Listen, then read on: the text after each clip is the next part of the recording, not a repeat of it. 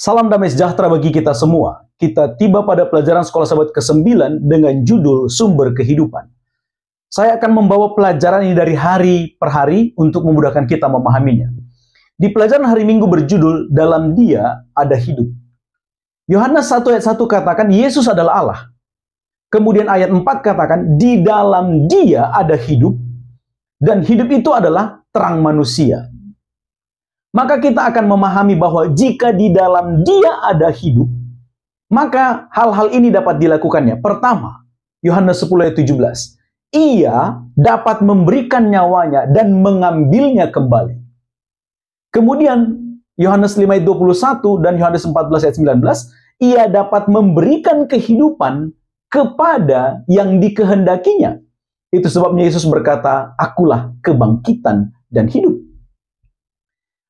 Dengan kriteria ini, kita sekarang memahami mengapa Alkitab, terutama dalam kitab Yohanes, menyebutkan ketiga hal ini sebagai tujuan kedatangan Yesus. Pertama, menanggung hukuman yang seharusnya milik kita. Yang harusnya kita mati, akan tetapi dia tanggung kematian itu, dia serahkan nyawanya, dan kemudian dia mengambilnya kembali. Dalam Yohanes 3, 14-15. Kemudian tujuan kedatangannya adalah agar kita memiliki hidup yang berkelimpahan. Hidup dari mana? Tentu dari Yesus, karena di dalam Dia ada kehidupan. Maka itu yang dapat diberikannya kepada yang dikehendakinya. Yohanes 10 ayat 10.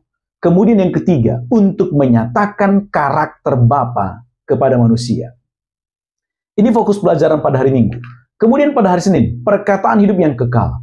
Yohanes 6 ayat 1-16 bercerita ketika Yesus memberikan makan 5.000 orang dengan roti. Kemudian Yohanes 6 ayat 25-59, pada ayat ini Yesus memperkenalkan dirinya sebagai roti hidup. Maka artinya adalah segala sesuatu tentang Yesus, baik itu kehidupan, kematian, atau kebangkitannya, itu adalah sumber keselamatan kekal. Sebagaimana dia menggambarkan dirinya adalah roti yang kekal yang dapat memberi makan sekian banyak orang, bahkan masih tersisa, demikianlah dia perannya adalah sebagai sumber keselamatan kekal. Bagaimana kita dapat menerima hal itu? Berdasarkan Yohanes 3, 15 dan 16 dan ayat-ayat berikut yang saya tampilkan ini, menerimanya adalah dengan percaya bahwa Yesus adalah juru selamat. Kita hanya perlu percaya. Kemudian pelajaran pada hari Selasa, judulnya adalah percaya dan kelahiran baru. Menjadi pengikut Kristus memiliki dua aspek penting. Yang pertama adalah kita beriman atau percaya kepada Yesus. Kemudian yang kedua, setelah kita beriman, maka kita akan diberinya kuasa untuk bertumbuh dan menjadi anak-anak Allah. Pandangan Alkitab katakan, iman menjadi dasar. Kemudian dari sana kita akan bertumbuh. Efesus 2 ayat 8, 1 Korintus 1 ayat 17, dan 1 Korintus 2 ayat 1-6. Tetapi pendekatan logika manusia katakan, kita harus menemukan dulu sebuah dasar, alasan, atau kriteria, lalu kemudian kita menjadi percaya atau kita beriman. Kita harus mengikuti pandangan Alkitabiah tentang iman. Bahwa iman menjadi dasar terlebih dahulu. Kemudian pelajaran pada hari Rabu, menolak sumber kehidupan. Ini masih berhubungan dengan pelajaran hari Selasa. Ada dua pendekatan yang dilakukan oleh seseorang terhadap Alkitab ketika ia mempelajari Alkitab.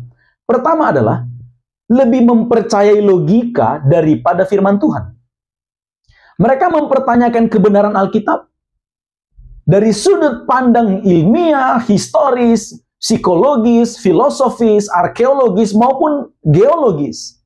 Akan tetapi, pertanyaan-pertanyaan mereka dari sudut pandang ini semua dibangun atas dasar keraguan Alkitab sebagai firman Tuhan. Maka dengan pendekatan ini, mereka akan menolak Yesus sebagai sumber hidup. Ini seperti 10 pengintai dari 12 pengintai yang mengintai tanah Kanaan. Mereka menjadi ragu terhadap kekuatan Tuhan karena apa yang mereka lihat di tanah Kanaan. Penduduknya raksasa, kotanya bertembok, tidak mungkin ditaklukkan. Tetapi pendekatan yang kedua adalah mereka yang lebih mempercayai firman Tuhan daripada logika. Ini seperti dua orang pengintai dari 12 yang masuk ke tanah Kanaan. Dan mereka katakan, kita pasti dapat mengalahkan mereka.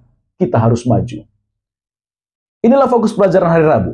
Kemudian fokus pelajaran hari Kamis. Judulnya adalah penghukuman. Yohanes 3:18 katakan, barang siapa percaya kepadanya, ia tidak akan dihukum. Barang siapa tidak percaya, ia telah berada di bawah hukuman. Ini menjadi kesimpulan dari pelajaran 1 minggu ini. Penghukuman apa yang dimaksud? Lalu apa yang dimaksud dengan tidak dihukum? Jawabannya ada di dalam Yohanes 3:16. Mereka yang percaya tidak dihukum, artinya mereka akan beroleh hidup yang kekal.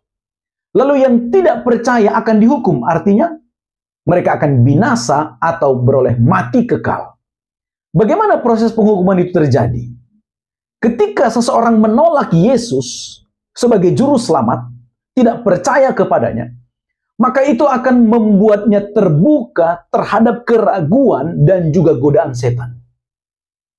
Maka dalam keadaan itu ia akan berpaling dari terang kepada kegelapan, sebagaimana Hawa dan juga Adam pada waktu mereka diberikan terang bahwa mereka tidak boleh memakan buah itu, tetapi mereka mulai muncul keraguan oleh karena mendengar perkataan iblis. Akhirnya mereka memakannya. Mereka berpindah kepada kegelapan. Itu membuat mereka menjadi terhukum. Inilah pelajaran Sekolah Sabat untuk 1 minggu ini.